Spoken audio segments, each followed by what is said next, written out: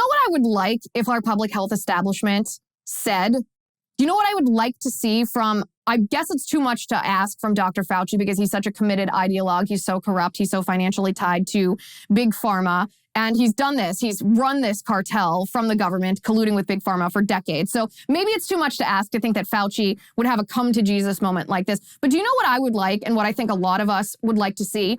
If doctors and public health officials and politicians who at the beginning of the pandemic, and I'm talking the very beginning, I'm talking March 2020, were very scared of COVID-19. They overblew the risk of it. They told us it was going to be much worse than it is. They told us many more people were going to die than have. They presented lockdowns and masks and vaccine mandates as if they were the necessary, proper, and only thing that we could do to save our country. I would love if some of these doctors just admitted that they were wrong. If they actually just came out and said, you know what? I made a mistake. I was wrong. I've now seen the data and I'm sorry. I'm sorry that I did that. I've learned my lesson. I would love if someone had a little humility. It's actually shocking and discouraging to see how many doctors and public health officials and politicians don't do this. But there is one doctor that I want to highlight today who changed his mind.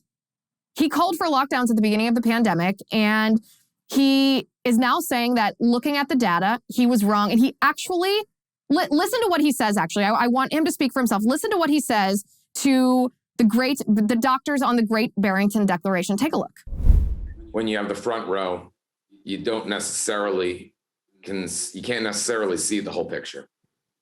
You know, for example, in the first wave, my nurses and I, we saw so many people dying from COVID. It horrified us. It was more death than any of us had ever seen.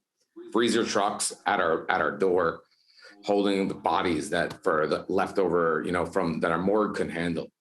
At that time, the only thing I could see was we needed more aggressive COVID policies to get this plague under control, stop these deaths from happening. I was confident that all of the locations that didn't embrace this aggressive COVID policy, they were going to suffer tremendous deaths. And what we would see next is then, of course, what would follow is they would see how much death they suffered, and it would become so painfully obvious that they would adopt all the aggressive policies. But I was wrong. My views were wrong at that time, because the states and nations that didn't take aggressive COVID policies, they didn't do obviously worse. It took me about a year into the pandemic before it became really clear that it wasn't obvious at all that any policy was strongly effective at reducing COVID infections or death outside of within the island nations, where clearly border control looked like it did have a pretty strong effect. So the scientist in me had to take this emerging data that I was seeing and acknowledge my hypothesis had been falsified, I guess you can say. And the COVID policies that I was so certain were necessary, they just didn't help the way that I would hope they had helped. And then I realized something that I kind of ignored, that, much of the people here have discussed and brought up, which is that these policies were harmful.